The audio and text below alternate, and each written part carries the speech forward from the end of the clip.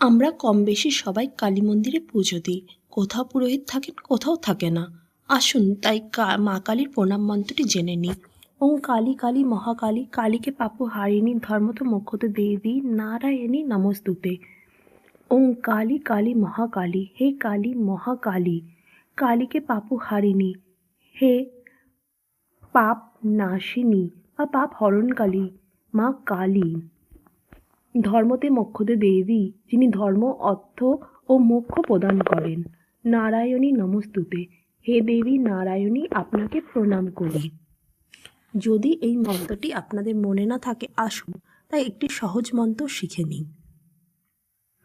ওং শ্রী মহাকালীকে নমঃ, যার অর্থ হলো আমি মা কালীকে প্রণাম জানাই। বা ওং ক্রিং কালীকে নমঃ, হে ক্রিং, ক্রিং মা কালীর বীজ মন্ত্র। আমি মা কালীকে প্রণাম করি। এই মন্ত্র ভয় ও মোহ দূর করে, যা জ্ঞান ও পরিবর্তনের প্রতীক। অভ্যন্তরীণ শক্তি, সাহস ও আত্মবিশ্বাস বৃদ্ধি পায়। নেতিবাচক শক্তি ও ভয় থেকে মুক্তি মেলে। সকলে ভালো থাকবেন। প্রণাম।